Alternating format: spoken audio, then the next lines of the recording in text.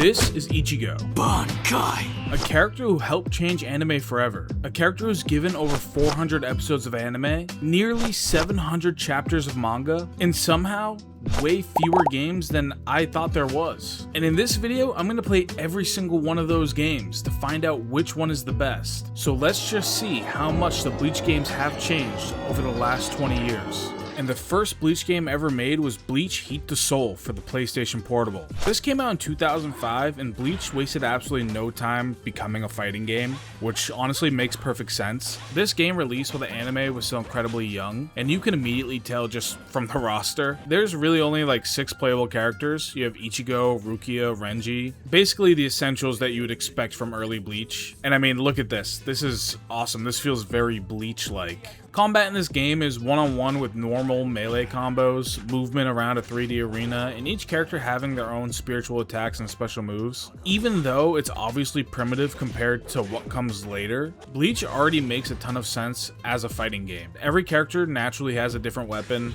they have different ranges, different speeds, just different abilities. Ichigo wants to get in your face, and Uryu can fight from a distance. And we're playing this before the series even introduced half of the ridiculous abilities that these characters get. As an actual first attempt, it's pretty bare bones. The roster's tiny, the modes are limited, and you're definitely going to see everything this game has to offer extremely quickly.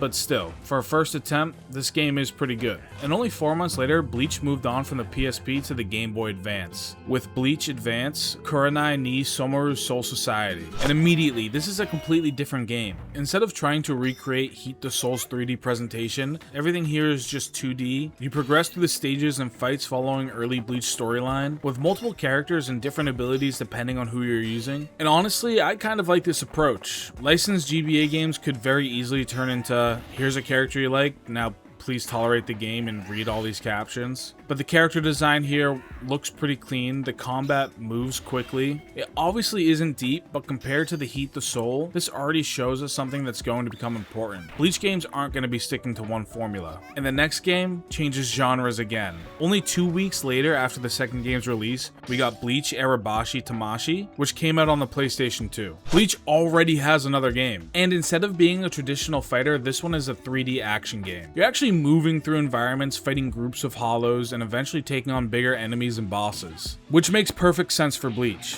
Why should every game make me fight one person at a time? Ichigo spends half the series just exterminating hollows anyways. You fight alongside another Bleach character, and certain combinations can perform attacks together, so depending on your partner, fights can play pretty differently. You've got Ichigo, Rukia, Renji, and eventually more major Soul Reapers enter the picture. The combat definitely feels like an early PS2 game, because it is an early PS2 game. But I actually respect what they're trying to do here. We're only 3 games into Bleach's history, and it's still 2005. And somehow, we have 2 more games left in 2005. 1 month later, they released Bleach Heat the Soul 2 for the PlayStation Portable. Yeah, Heat the Soul's back already. And this is where the series starts to feel considerably better. The roster basically doubles, which means we're starting to get further into the Soul Society cast. And instead of just giving us more people to punch each other with, they actually expand the modes too. So now there's progression attached to the fighting instead of every mode essentially being pick a character, beat Renji, repeat. This is a much better sequel. More characters, more progression, more modes, and more of a reason to keep playing. And I'm gonna be honest with you, Heat the Soul isn't even close to finished. Towards the end of 2005, we get our first game for the GameCube with Bleach Tasogare ni Mamieru Shinigami. Don't know if I said that right at all. And suddenly, the roster gets massive compared to where we started. You're getting way more members of the Soul Society, you got different weapons, a much broader selection of fighting styles, which is where Bleach starts to really become an interesting fighting game. One character wants to crush you with a giant sword and the other wants to stay 10 feet away from you. Another is basically just teleporting around the area. The combat is fully 3D, so you have more freedom to move around opponents compared to the PSP games. It's still definitely stiff, I mean it came out in 2005, but you can already see them experimenting with how different characters should control. And that's 5 Bleach games in 2005. The anime itself wasn't even a year and a half old. And now with our 6th installment of this video, we have Bleach the Blade of Fate. This is the first game released in America, and I remember getting this game as a kid. And instead of making some throwaway anime game for the DS, this is like an actual fighting game. It's 2D, but it's fast. You can have up to 4 characters battling at once, and the stages are divided into 2 separate planes. So if somebody's comboing you on the foreground, you can jump back to the background, and other players can be fighting on a completely different plane at the same time. It gets super chaotic fast. Then you have the spirit card system, because the DS games always had to put something on the touchscreen. You build a deck of cards that can be activated using the touchscreen during battle. Some will help you, some interfere with the opponent, and some alter what's happening in the fight altogether. So there's an extra layer of strategy in this game, but it's really hard to do when you're getting punched in the face. The story focuses heavily on the Soul Society rescue arc, with different character routes giving you additional perspectives. This is the first Bleach game where I'm not saying, this is a pretty good anime game.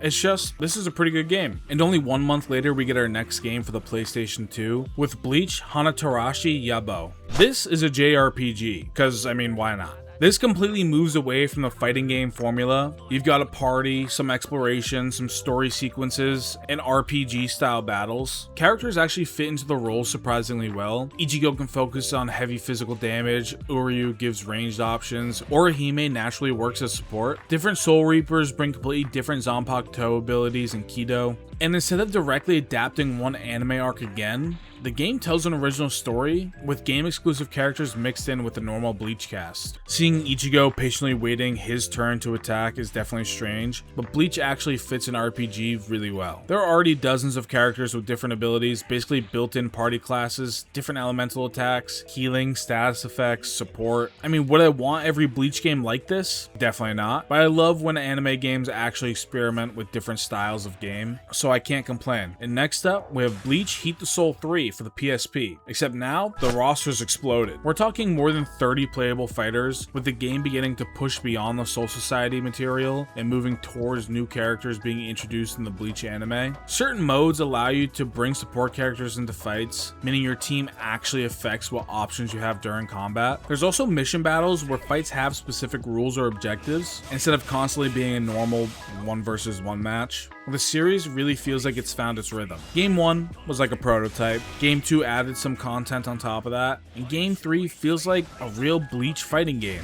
Much larger cast with better variety, more reasons to play different characters, and the actual anime at this time was feeding them new material faster than they can pump these games out, which is why only 3 months later we get our 9th game in this series, with Bleach Blade Battlers for PlayStation 2. But this time we're getting a proper 3D arena fighter, and you immediately notice when you play this game that the arenas are much larger, and they change how certain characters work. Faster characters can move around the arena like crazy. Multiple fighters can be on the battlefield at once. The roster focuses mostly on the Soul Society era, so you've got a strong selection of captains and lieutenants alongside Ichigo's group, and the story, once again, is just about rescuing Rukia. Even if the story is familiar, this gives Bleach something it didn't really have yet, a console arena fighter that makes the characters feel bigger and more mobile. And 2 months later, Nintendo dropped the first Bleach game for the Wii with Shattered Blade. I have to give them credit for trying to make an immersive experience, because in this game, the Wii remote is supposed to be your Zanpakuto, which sounds amazing, until you've been swinging around your arm in your room for about 30 minutes. I played this game on an emulator, so I was using an Xbox controller and it worked just fine.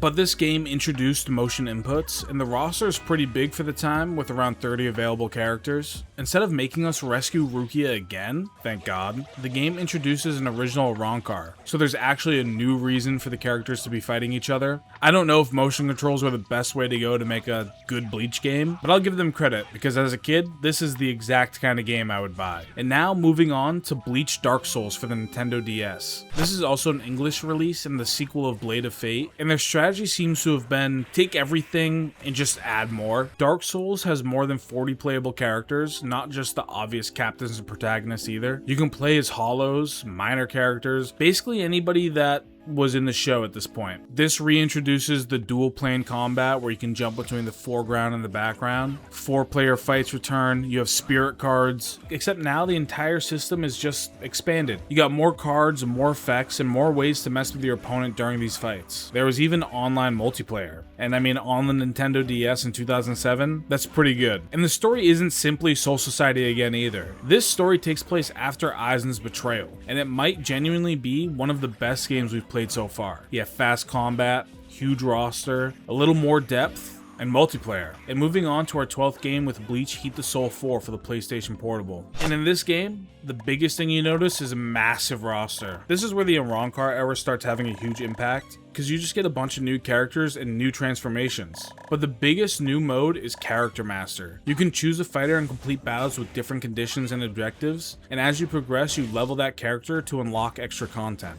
Which is great, because once your roster gets big, you need a reason to actually play everybody. Otherwise, I'm sure like most people, you just pick Ichigo every single time and ignore everyone else. And at this point, the Heat the Soul games are starting to feel like annual sports games. And now moving on to our 13th game in this video, we have Bleach Blade Battlers the Second for the PlayStation 2. Blade Battlers returns 1 year later, and pretty much every part of it has expanded. The roster jumps to the mid-30s, more Roncar, more transformations, more chaos. The 4-player battles here are still the main attraction, and the transformations become a lot more integrated into the combat, which I love, because that's what Bleach fights are. I mean, someone starts losing, they reveal their Shikai, still losing, Bankai, still losing, I got a Hollow Mask, and now you suddenly win. I like what this game did compared to like other franchises like Naruto, where like you have different versions of Naruto in the character select screen as if they're completely different people. I like the idea of actually transforming in the middle of combat. And unfortunately for the Blade Battler series, this was the last game. So now we're gonna jump to 2008. And guess what game we have next? Heat the Soul 5. This is our 14th game in the series, and this came out on the PlayStation Portable in 2008. But I will say that they finally added something pretty different. You have real tag battles. You can build a team and switch fighters during combat. So instead of your partner just appearing for an assist, you can actually change who's fighting. That means team compositions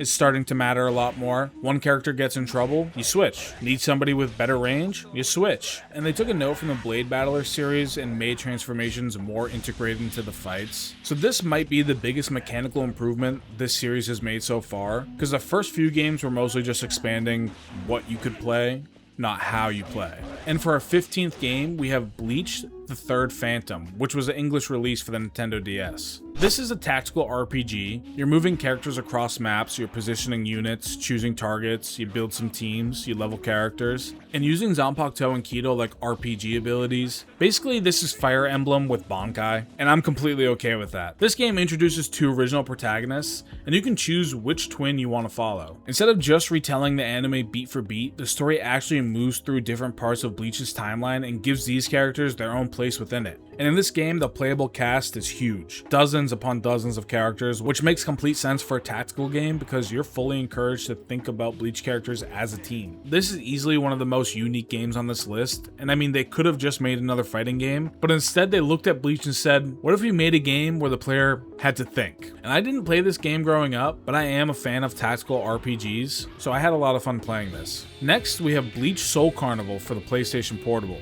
And for the 16th game on this list, everybody just turns into a tiny little goblin. And somehow, this is actually an action RPG. You move through 2D stages, you fight enemies, level characters, and use special attacks. And the really interesting part is a soul piece system. You collect pieces based on different Bleach characters and arrange them on a board. And these different combinations can give you stat boosts and bonuses. Then you can bring support characters into missions and summon them during fights. This game was honestly a surprise to me. I didn't think I'd like it going in, but the gameplay is actually pretty fun. I came into this expecting it to be a throwaway game, but instead, I left having something I might actually come back and play. And next up on this list, we have Bleach vs. Crusade. Bleach returns to the Wii. This game was developed by the same company that made Blade of Fate and Dark Souls, except now they made this game into a fast Bleach combat that works in 3 dimensions. Movement is much faster, stages are large, you can fight in the air, use ranged attacks, dash around opponents, and they bring back the partner system that lets you actually switch fighters during combat.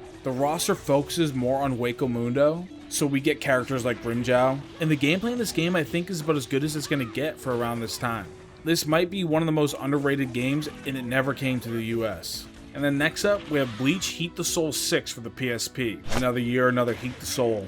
But this game now has about 74 characters and forms. The first game started at 6. You have more Spada, Visored, some Hueco Mundo characters. You have movie characters, alternate versions. Everyone got in. In this game, there's a tournament mode where you can adjust the customization options, but what's actually impressive is just how much Bleach is in this game. The early Heat the Soul games were basically snapshots of wherever the anime was at the moment. This feels like a celebration of the series. The combat in this game is generally the same. I honestly don't really like the combat system. It feels a little stiff. There's not a lot of depth to it still. And going from like the super fast gameplay from our last game, it just wasn't as fun for me. Then, for the Nintendo DS, we have Bleach Flamebringer. This is a side-scrolling action game, and you're moving through stages, platforming, fighting groups of enemies, using different character abilities, and compared to the ridiculous rosters we've gotten lately, there's only around 8 playable characters. And in this game, we get an original storyline involving Rukia and a mysterious Zanpakuto called Higanbana. This game's definitely more straightforward than some other games, and after having so many fighting games, I'm not mad about having a side-scrolling beat-em-up game. Sometimes I don't want to fight Ichigo. Sometimes I want to beat Ichigo and just run around the map hitting things. And now we have Bleach Soul Carnival 2 for the PSP. Somehow, the little chibi Bleach game got a sequel.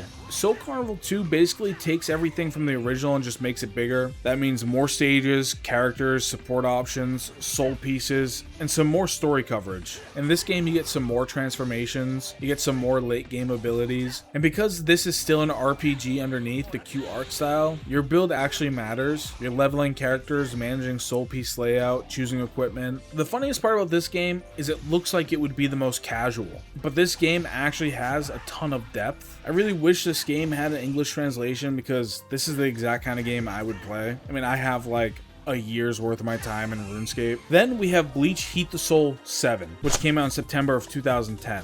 I mean, that's 7 games in 5 years. This is Heat the Soul's final form. The roster has grown to 84 playable characters. You even get full Hollow Ichigo. But in this game, the biggest addition is 4-player battles. This game also has additional beginner focus modes and tutorials, which is probably necessary because this is the 7th one in the franchise. As the final Heat the Soul game in 2010, this is kind of incredible. Then we had to wait a whole year for another Bleach game. And that game was Bleach Soul Resurreccion, which came out on the PlayStation 3. And this is the jump we've been waiting for. We finally have Bleach in HD. But instead of making just another fighter, they go full hack and slash. You're running through large 3D environments, destroying groups of enemies, building massive combo counts, using melee attacks, firing spiritual attacks, dashing around the stages, and eventually fighting major bosses. And because this is late Arrancar era Bleach, the playable versions of the characters are ridiculous. You can go full Hollow Ichigo, Final Getsuga Tensho, Release to Espada, you have Aizen, and even Hellverse material.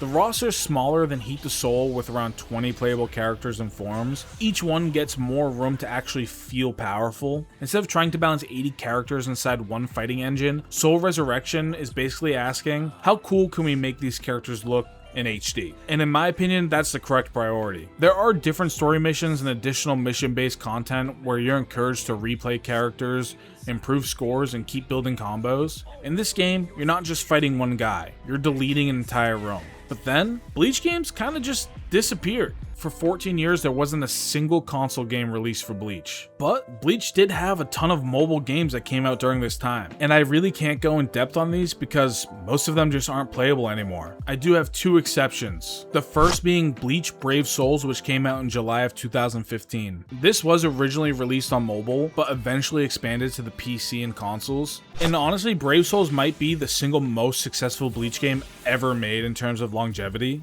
It's a 3D action game where you directly control characters through stages, you fight enemies, dodge attacks, and use multiple special abilities. But the real attraction is the roster, because Brave Souls has spent more than a decade adding characters with different forms. You have 1000-year Blood War arc characters, you have movie characters, seasonal characters, alternate designs, versions of Ichigo I didn't even know existed. At this point, I think Brave Souls has more Ichigos than Bleach has episodes. And that's because this is a gacha game. You aren't simply unlocking these characters normally, you're summoning, which now means the strongest enemy in Bleach isn't Aizen, it's probability and money. But underneath the gacha systems, the actual gameplay is fun. Characters have normal attacks, strong attacks, special moves, different ranges, and different attributes. And teams matter depending on the content you're attempting. Compare this to mobile games that came out around the same time. Brave Souls actually feels like you're controlling Bleach characters, and somehow the game managed to survive long enough to see the anime come back. But while Brave Souls kept going, console fans were still waiting until 2025 with Bleach REbirth of Souls.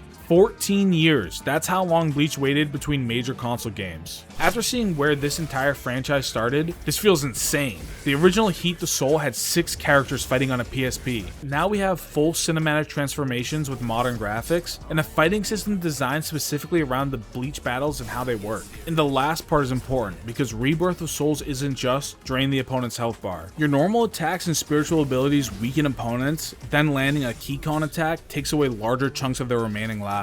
There's also a reverse gauge which can be spent to extend offense or help escape pressure. So there's this constant decision making happening. Do I burn resources now? Do I save them? Do I try to completely reverse the momentum of this fight? And then you get awakenings. This is what I wanted from the older Bleach games. The launch roster contained more than 30 characters, and each one is built around their actual abilities rather than feeling like the same character with different animations. The story mode takes Ichigo from the beginning of his Soul Reaper journey through Soul Society and all the way into the Arrancar storyline and Aizen's final conflict. There's also additional character-focused stories that show events from different perspectives. So after 14 years, this wasn't just a random Bleach side game. They came back and basically said, fine, here's the classic you guys have been waiting for. This game was a real fresh of breath air, and I am still enjoying it to this day. But weirdly enough, this wasn't even the last Bleach game released in 2025, because 8 months later, Bleach came back to mobile too, with Bleach Soul Resonance. This isn't the same kind of mobile game that I was talking about earlier. This is a full 3D action RPG. You're directly controlling Bleach characters in real time. You got normal attacks, dodging, special abilities, characters switching, and actual sword-to-sword clashes, which already makes this game feel way closer to a traditional action game than what I expected from something running on a phone. One of the biggest mechanics is the ability to build a team and switch between those characters during combat. So instead of choosing Ichigo and being stuck with him for an entire mission, you can start a combo, switch characters, and continue attacking. You use each member of the squad for whatever they're actually good at. The combat also puts a lot more emphasis on timing. You're reacting to attacks, dodging, clashing blades, and using abilities at the right moment. And visually, this thing is ridiculous for a phone game. And after playing through more than 20 years of Bleach games, it's crazy seeing it go from this to this. Don't you know why I've been able to serve as head captain of the 13 Court squads for a millennium? And I think the biggest thing I learned is that Bleach deserved way more games than it got, because this franchise basically works in every fighting style. 2D fighters, arena fighters, hack and slashes, even side-scrolling beat-em-ups were fun. But after everything we played, there are 3 games that stand above the rest. I'm really tempted to put Bleach Brave Souls at number 1 because it basically carried Bleach gaming for an entire decade. They kept updating it year after year with new characters, transformations, they added movie characters, 1000-Year Blood War characters, and they even added it to PC and consoles. But for me, it's not the best game mechanically, and it's really not what I was looking for in any of these games. But I had to give this game its flowers, because number 1 for me was pretty easy. Bleach REbirth of Souls. And this might just be because of recency bias, but this game gives me the exact feeling I was looking for when playing Bleach games, and it came back at the perfect time. And I'm a sucker for amazing visuals. If you enjoyed the video, like, subscribe, because there's a lot more franchises I want to play through like this. And if you made it this far into the video, I'm going to be giving away 2 copies of Bleach REbirth of Souls for whatever console you want. That includes the PlayStation, Xbox, Steam. All you have to do is leave a comment with what your favorite game was in this video, and rate it out of 10. That's it. And with that being said, that's been me playing every single Bleach game ever made. Peace.